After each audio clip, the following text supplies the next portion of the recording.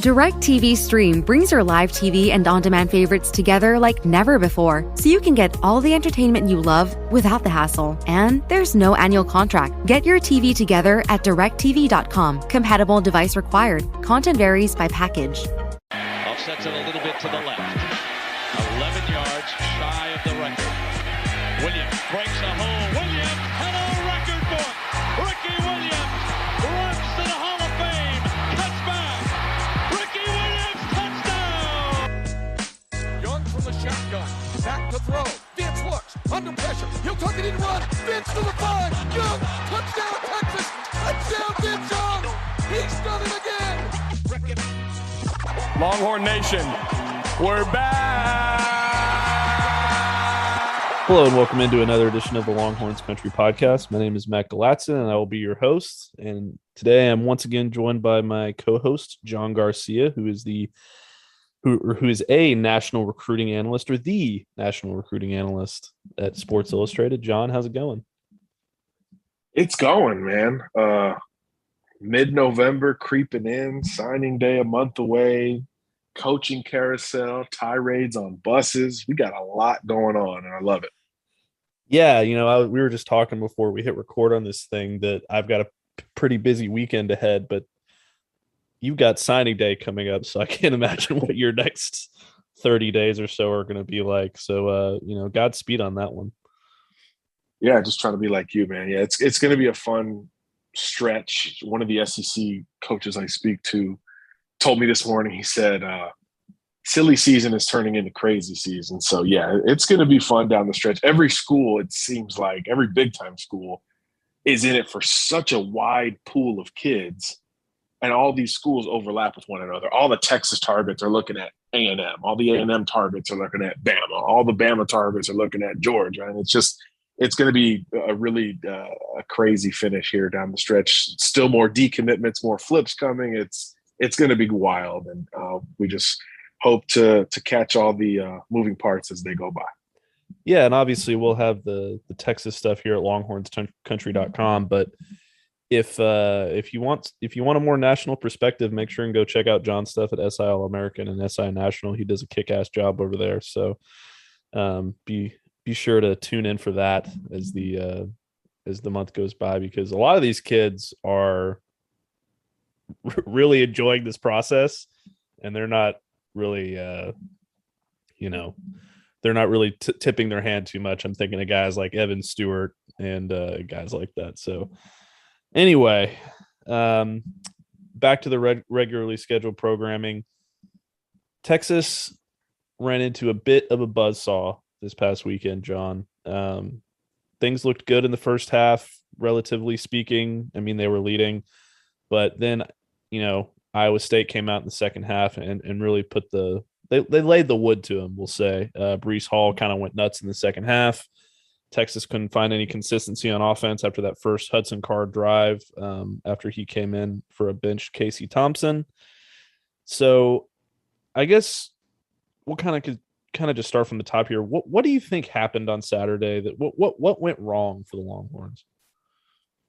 Well, a lot went wrong. First of all, you were facing a team with nothing to lose, and they played like it. Iowa State was the looser squad. I mean, look, they were at home, and I think that offense in particular, Purdy, Breece Hall, a lot more experienced and certainly a lot more cohesiveness with one another compared to Texas, regardless of which quarterback was under center or at least in shotgun for the Longhorns. So I think that created a little bit of an urgency with Texas. But look, I mean, UT, even with the quarterback change, which I know we'll get into, neither quarterback played well.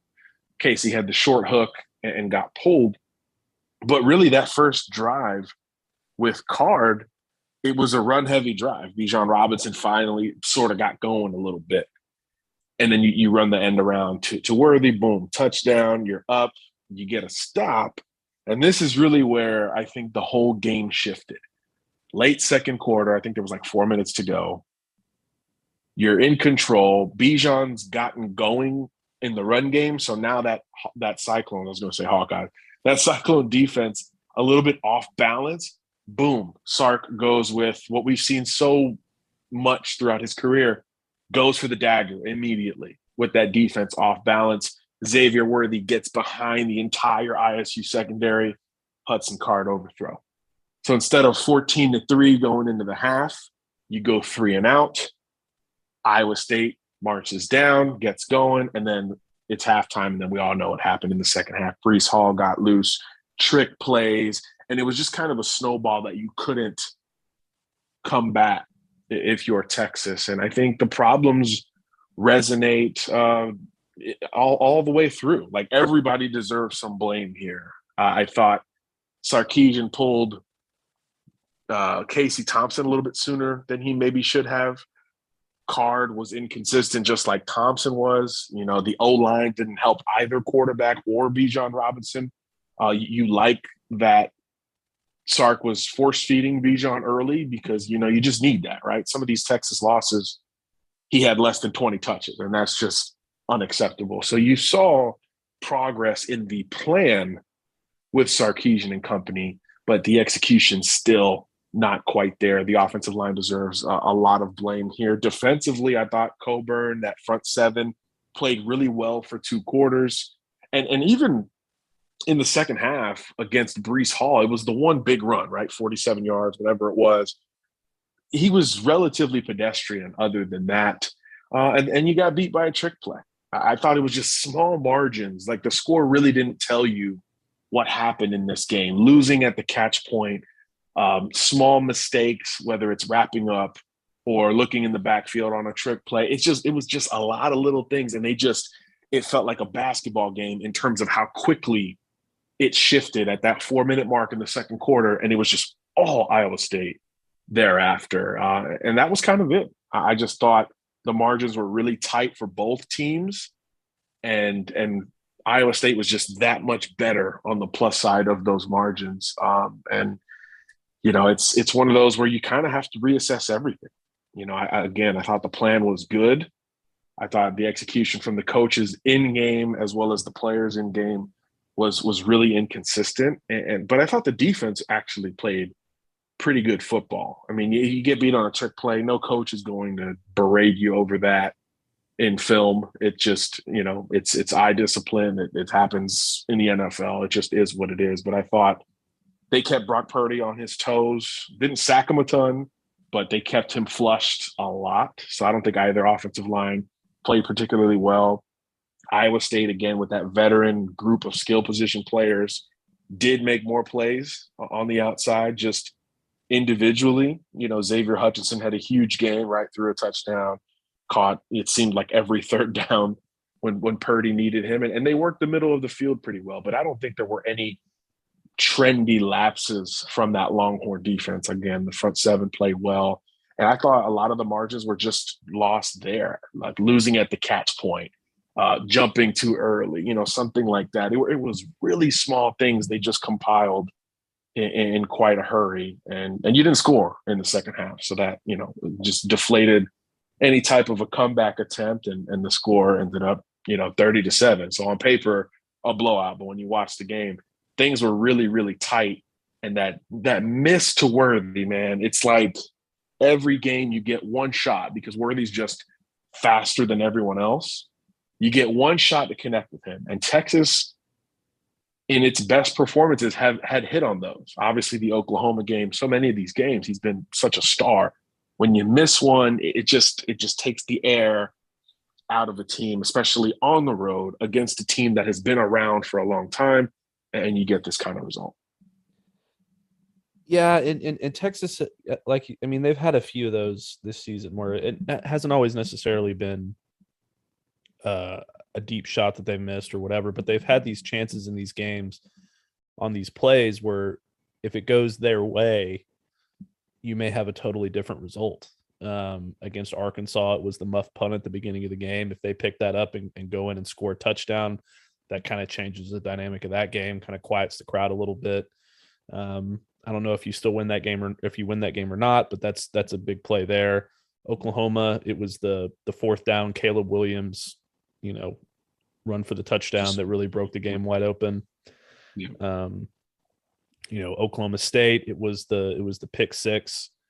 And then Baylor, had its play too. So lot of plays like that for the Longhorns this season and these losses that have kind of come back to bite them. And those are plays that I think after Sark kind of gets his culture, and we'll talk a lot more about the culture here in a little bit, but after his culture is sort of more ingrained in these kids and he gets his own players in the system and he's established at Texas after, another year or two, I think those are the kinds of things that start to go his way. They're the kinds of things that go Nick Saban's way. They're the kind of things that go, Mario Cristobal's way and Ryan Day's way. And the teams that win, those kind of plays go their way. Kirby Smart, those kind of things. So I think that's something that, like we've been saying the last couple of weeks, you're right. Texas is right there. The 4-5 record doesn't show it, but they really are close. In so many ways to winning these games. And that's probably the most frustrating part about it, not just for the fans, but for the coaches and the players too. They have good plans every week, like you said too. So it's extra frustrating. But on another note, I really did like how the defense played, not just this week, but the last few weeks. I think they've made some major improvements since the second half of the Oklahoma game.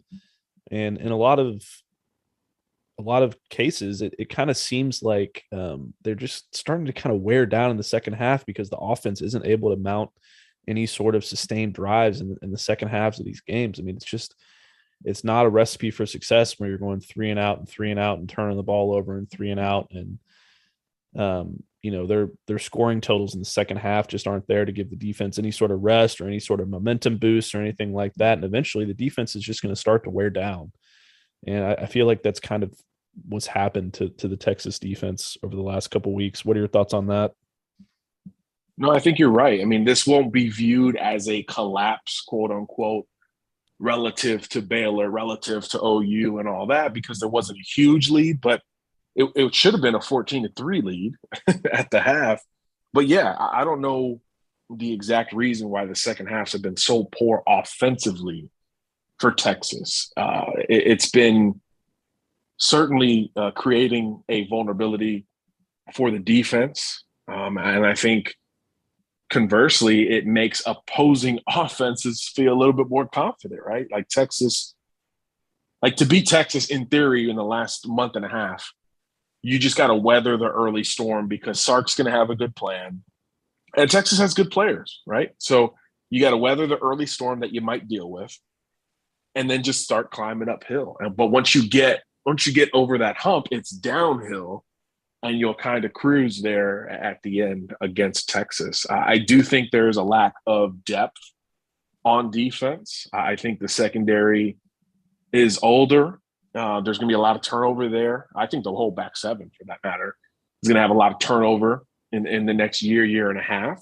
And you need more bodies. And that's one of the risks you take when you change coaching staffs, right? Especially with the transfer portal, especially coming off a COVID year where nobody loses that year of eligibility, the one-time transfer rule passes. All these things snowball into a lot of attrition for programs going through a coaching change. And it really reveals itself in the back half of the season.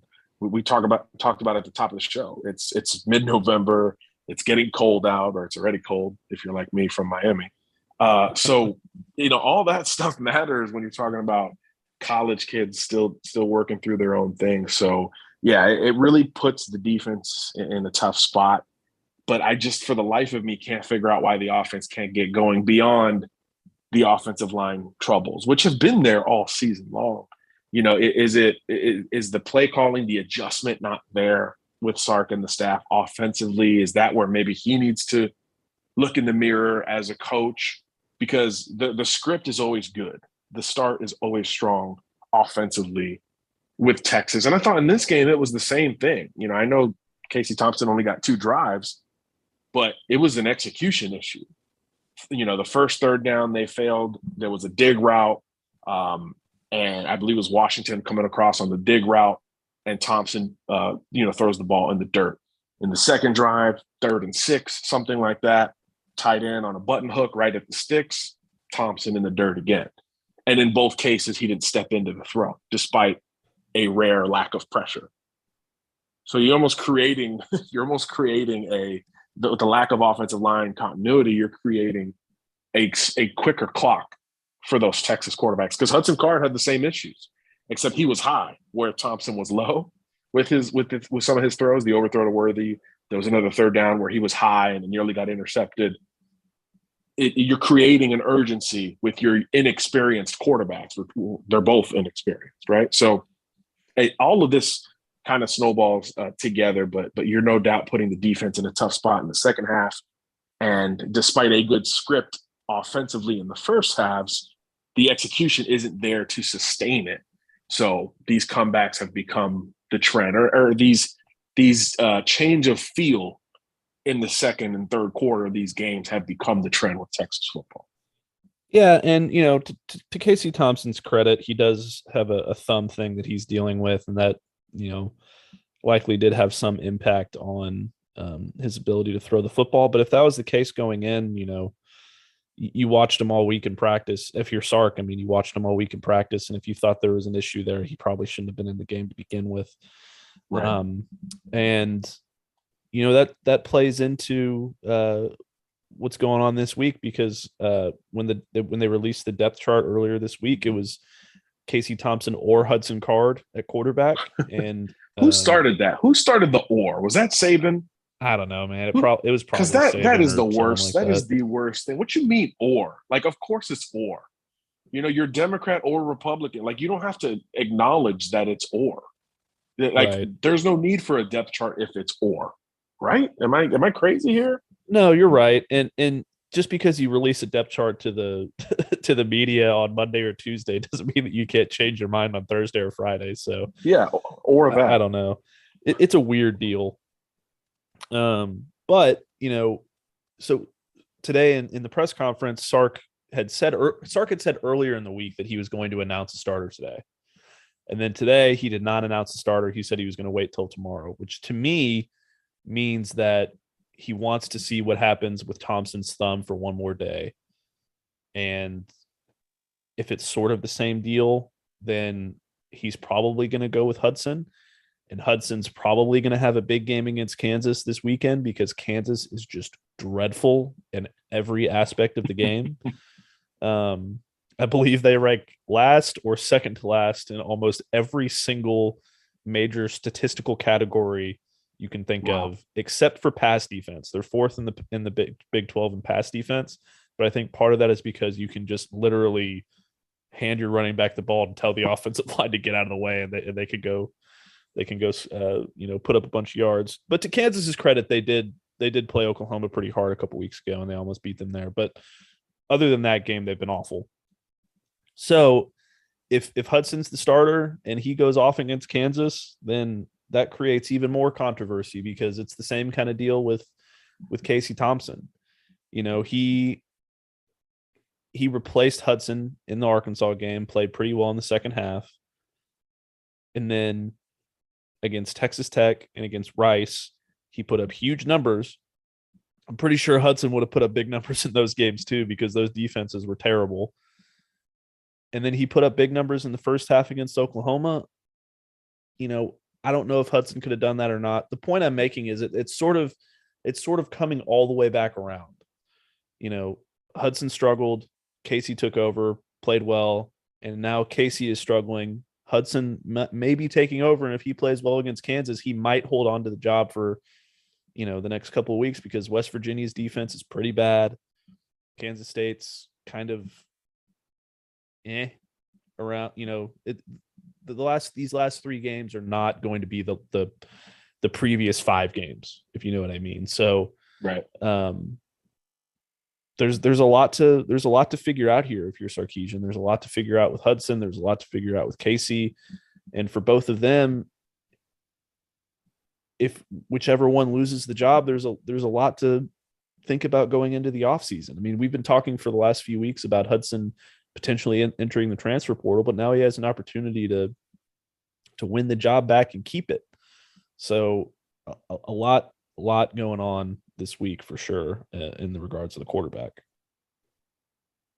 My cynical brain just for some reason when you said that flashed to Spencer Rattler at Texas. It's not going to happen, everyone. my brain just did that, and I was like, oh my God, this is the LeBron, I'm going to embrace being the villain kind of thing. And I would absolutely love that. It's not going to happen though. I get it. But you're right. This lack of, I don't know if the word is belief from Sarkisian to go with one guy, and maybe the health concerns with Thompson are the main catalyst for this. But it creates doubt, and the last few games will not change that, regardless of who plays well or who plays, period, right? Because you should play well. You should get to a bowl and go from there. And maybe you just chalk it up to that and you say, hey, bowl practice time, I don't know how many, I think it's 12 extra practices. Those 12 extra practices, 6 of those practices, Card will get the reps with the ones, and the other 6, it will be Thompson, and we'll go from there. You treat it like a spring season almost. Maybe that's the best way to do it, because you give, if the thumb issue is that bad, you give that time to heal in the meantime. But before that point, which is where we're at right now, it is going to create doubt regardless, which is why I was so curious about the quick hook for Thompson if it wasn't health related against Iowa State, because it's not like Card went in there and lit it up. Right. So it's a lot to consider. And Sark knows he's going to be forever linked with not only how he handles the back end of this quarterback decision, but how he acquires talent at that position going forward. They've got Malik Murphy committed. Is he a year one type of impact guy? I'm not sure.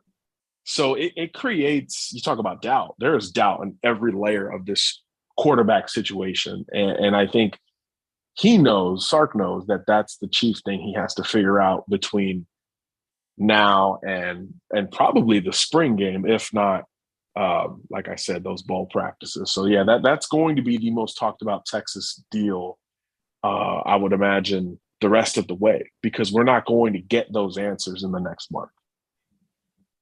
Yeah. In another place where we're kind of looking for answers for Texas is at the wide receiver position. It started with Jordan Whittington going down with that injury against Oklahoma late in the game, and he's out for likely the remainder of at least the regular season. And then, after his blow up with Sark before the Baylor game a couple weeks ago, Josh Moore officially entered the transfer portal this past week, meaning Texas is down another starter at wide receiver, which means not only does Xavier Worthy's job as a freshman get a lot harder because, he was already the primary guy for the vast majority of the season, but now all eyes are going to be focused on him even more because the other wide receivers, guys like Kelvontae Dixon and Marcus Washington, those kind of guys, teams aren't going to be looking at those guys the same way they looked at Jordan Whittington and Josh Moore. And you were already down Troy O'Meary before the season even started. So the receiver position outside of Xavier Worthy is kind of a disaster for Texas at the moment. And you could feel it. That's why the beginning of the passing game for Thompson and Card, who was the primary? It was all Bijan Robinson. He had 8 catches in the game. I mean, none of them went for good yardage, but you could already see the compensating happening with the lack of depth at the wide receiver position. Yes, Worthy had his chances, but not many. And I don't think, let me pull up the numbers here. I don't think anybody had more than a couple catches, not named Bijan. So this is a major, major concern. And again, it goes right into the chief problem that Texas is dealing with right now, the quarterback position. I mean, you threw for 103 yards against a not elite Iowa State defense when you were down most of the game. It is a major, major concern, and there is not a clear or quick fix. Because guess what you're going to do when you play Texas? And Kansas might even have some success initially. You're going to load that box to stop 5, and you're going to bracket Worthy. That's it. You're going to – the quarterback run's going to be wide open. Anything to those secondary options is going to be open. So work the tight end, try to play a little bit more wide, some drags, some crossers, some bubbles, anything to get the ball out of the quarterback's hands quickly, because those numbers will be there for the foreseeable future. But you still have to show that you can use that to your advantage. And obviously Texas was unable to do that the last couple of weeks. Yeah, I mean, they don't have the tight end personnel to kind of, adjust to this issue. They don't have the depth at wide receiver at the moment. And that's kind of your pitch to Evan Stewart right now, right? Hey, you were probably already going to be a starter coming in on day one, but now it's guarantee with Josh Morgan and these, these other options that they have. But I mean, that's next year. This year, this weekend, you have to figure out how you're going to account for that. And you're right. There's no clear answer to it. There's nothing on the roster that strikes fear into your heart if you're Kansas or West Virginia or Kansas State outside of Xavier Worthy. And until Texas can figure out how to fix that, then, it's going to be kind of easy to defend them, even when you have a brilliant mind like Sark. When Jordan Whittington went down, that I think is when the Texas offense really started to struggle. Because since that point, they have been unable to score in big numbers. They've had leads against Baylor and Oklahoma State, sure, but the offense was not the same. And I think that injury plays a lot more into the struggles that Texas is having right now than people give it credit for.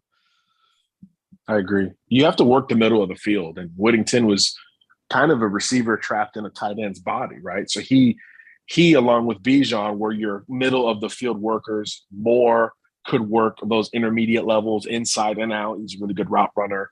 And then obviously Worthy is your, blow the lid off of the defense kind of guy. So game one this year, you had the elements to stress the entirety of the defense, both vertically and horizontally. And now when you face Texas, you're worried about that running back, and you're worried about just the one vertical option to whichever side Worthy lines up. And that's kind of it. So these are still Power 5 coaches, Power 5 players who will now have an easier plan that can allow you to be more aggressive. So thinking of that combined with the lack of success we've seen up front for the Longhorns, if I'm Kansas, if I'm Lance Leopold, I'm just sending the dogs in. Just go get Texas. Send everything downhill and try to keep Worthy in front of you. And that's kind of it. That's the entirety of the game plan. And it is something that shouldn't be possible against Texas. But again, as we talked about earlier, all the elements of roster building in 2021 for a first-year coaching staff have been really hard to deal with. And we're seeing it literally week in, week out in Austin. Yeah. And a lot of these struggles have led to a lot of frustration, like we said, not just with the fan base, but with the players and with the coaches. And always in year one, under a new coaching staff, doesn't matter where you are, doesn't matter what team you have, there's always going to be, a battle going on in the locker room between the coaches and the players buying in and implementing your new culture and all of that stuff, because it's a transition and transitions aren't easy. Sark didn't really get a chance to know any of these players before taking over the job. He didn't recruit these guys. He wasn't sitting in their living room recruiting them. None of that stuff. He just, Texas fired the guy that the vast majority of these players did that with. And now they're bringing in this new guy, and a lot of players are probably a little bit apprehensive about what's going on. And Sark is building his culture, and I think he is winning these guys over, and I don't think he's lost the locker room. I've seen people saying on social media that Sark's lost the locker room and this thing's a disaster. It's not. It's the first year of the program. These things are going to happen. And on Saturday, after the Iowa State game, we saw probably the biggest indicator of all of this that we've seen all season long. And it was after the game, Texas defensive tackles coach Bo Davis apparently took a little bit of an exception to the way some of the players were acting after the game. Maybe they didn't take the loss too seriously. Maybe they were making jokes after getting embarrassed on the field. I don't know the particulars, but he went off on the team bus. And one of the players, God bless his soul, because he's going to have a rough week if they figure out who that was.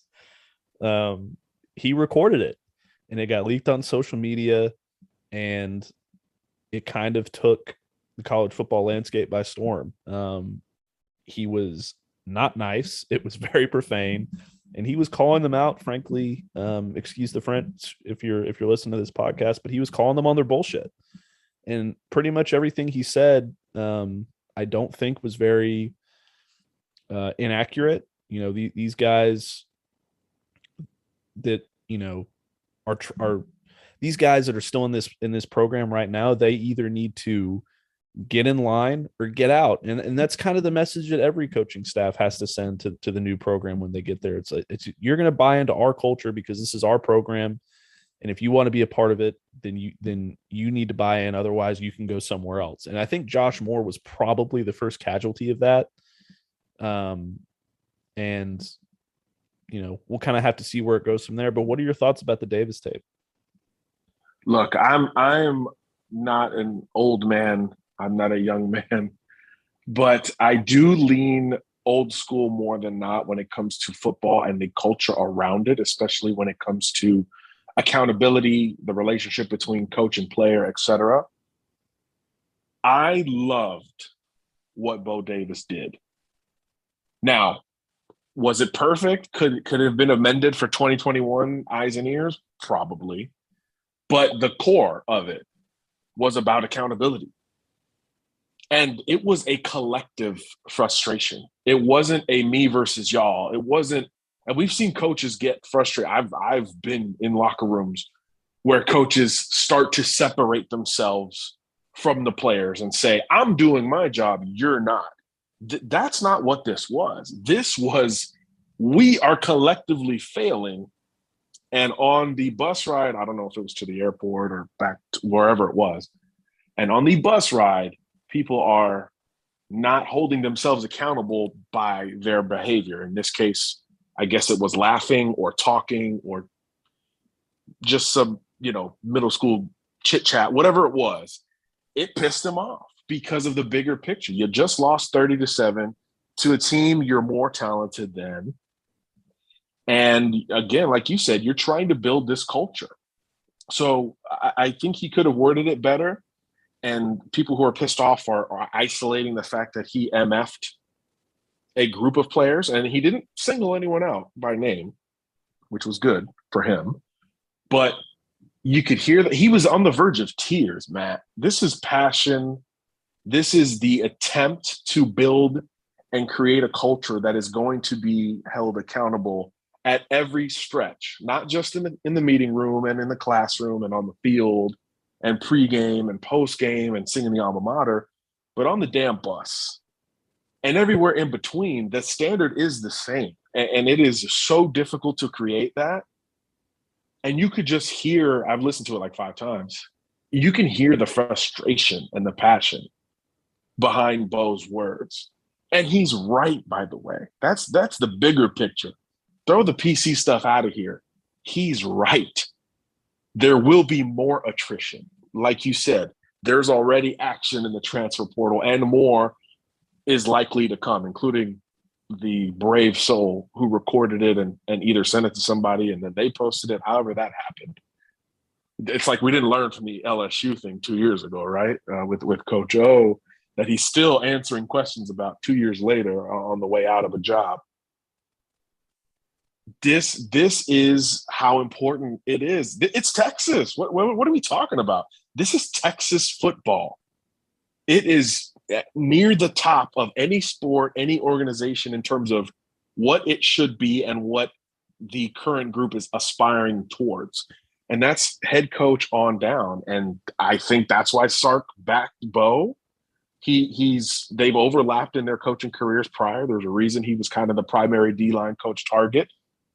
And he's a damn good recruiter, by the way. And I don't think you have to make an argument as to why. You can kind of hear it at the low point, at the quote unquote rock bottom of Texas football in 2021. So I applaud Bo. I applaud Sark for how they both have handled it. And I think it was meant to be private, but it reflects a true wake-up call, rock bottom moment for Texas this season. It should have been like that leaving that game. And I like I said, I have almost no issue with it. And for those who do, I get it, but come on, man, just lighten up. This is football.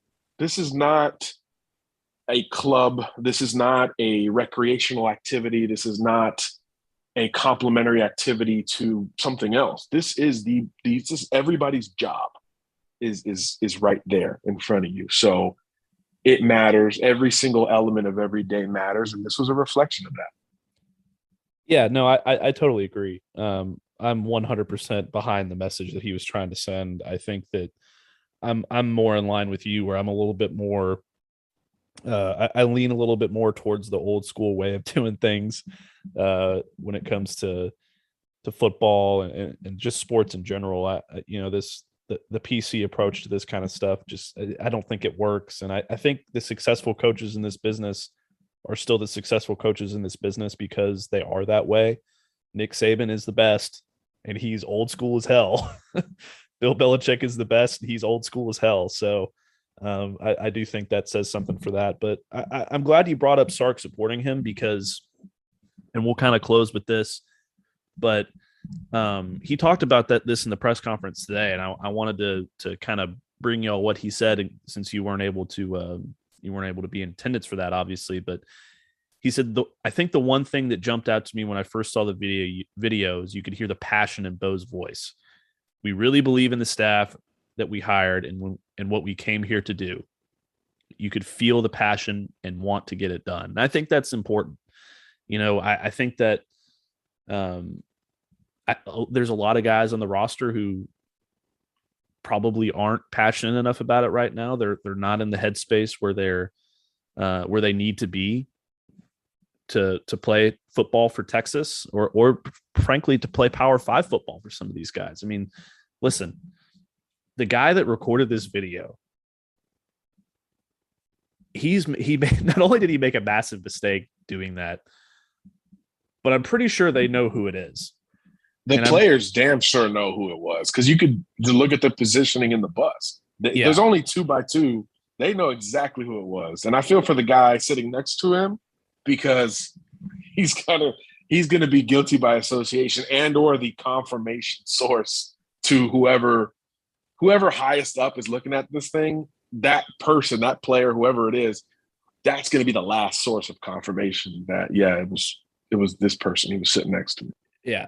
And he's going to have a rough week, because Sark was asked about if they knew who it was.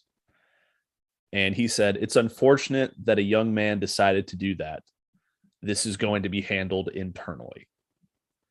And that is a little bit foreboding for that kid. We don't know who it is yet. I'm not sure if we'll ever find out who it is, but I imagine it's going to be one of these kids that ends up entering the transfer portal either soon or as the season goes on. But the other thing that was important that I think Sark said about this whole thing was, when you're in the midst of creating your culture, you're going to have people that buy into what you want to do. We have plenty of young men on our team that are buying in and have continued to buy in and are doing the things that we are doing it the way we want done. It's football. It's an emotional sport. Clearly, Bo was exuding a great deal of emotion and passion in what he was saying. I think he handled this perfectly, John. I think he's 100% behind his assistant coach, and he should be. And he is sort of, by doing that, sending a message to his team like, hey, don't come running to daddy because your big brother was mean to you. He's right. You need to get your shit together. And I think that's a really good message for him to be sending, not just to Bo Davis, not just to the players in general, but also to the fan base. Like, hey, we're we're gonna fix these issues that Texas has had with entitlement and, these players who come here thinking they're going to get coddled because they play for the University of Texas. I mean, that's a thing. That's been a thing. That was a thing under Mac Brown towards the end. That was a thing under Charlie Strong. That was a thing under Tom Herman. And I think the fact that he recognizes that and he's trying to change that is a pretty big deal. It's just necessary. When you make the 30 for 30 on Texas football, this is going to be where the montage begins. It's going to be the Bo Davis speech on the bus. And then you're going to have all the cool edits of weight room and sweat and spring ball and maybe cutting a player, transfer portal, signing day. You're going to have all the montage elements until whatever the ceiling is for this group in terms of Steve Sarkisian, that coaching group at Texas. It will end with whatever high point, but this will be the beginning of that Rocky-like montage in the movie, in the 30 for 30 of Texas football in the Sark era. And again, it's just necessary. You cannot navigate a rough climate. 4-5 at Texas is a rough climate, regardless of how you got there. And it's even rougher when you consider you've led in. I mean, have they led in every game, Matt? I think they might have. Maybe not one. I think maybe not Arkansas, but I could be wrong about that.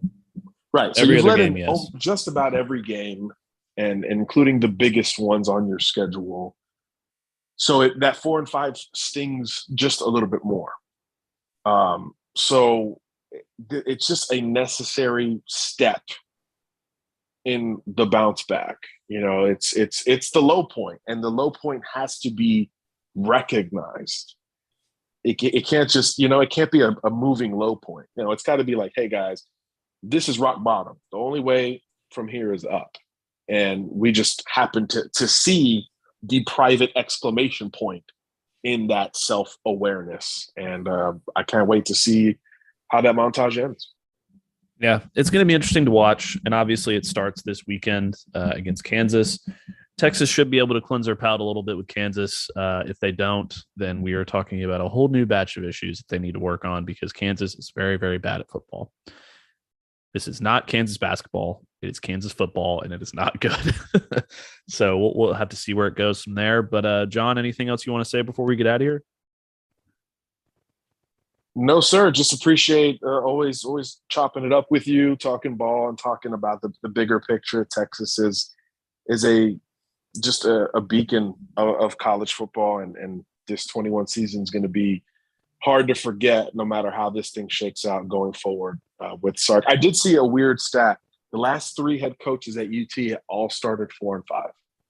Don't know if that's a good thing. Don't know if that's a bad thing, but it is reality. So we'll see how Sark moves forward compared to the last couple guys.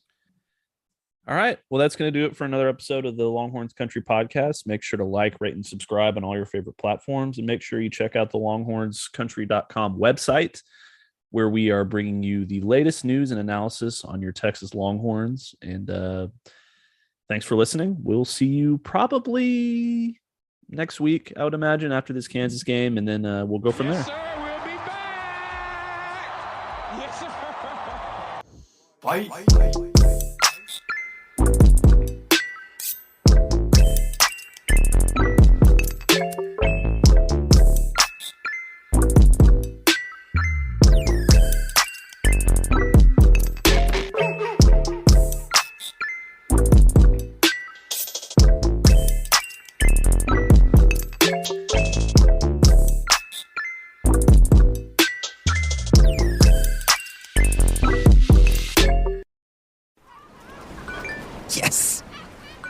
Yes. Oh, yeah. WinBet Sportsbook again? Yeah, man. Want to get in on these bets with me? Okay, fine. Just signed up. Yes. See? WinBet. Told you. Sign up at winbet.com today using promo code BlueWire to get up to $1,000 toward a risk-free sports bet. That's WYNN bet and promo code BlueWire. Offer subject to change. Terms and conditions at winbet.com. Must be 21 or older and present in the state where playthrough WinBet is available. If you or someone you know has a gambling problem, call 1-800-522-4700.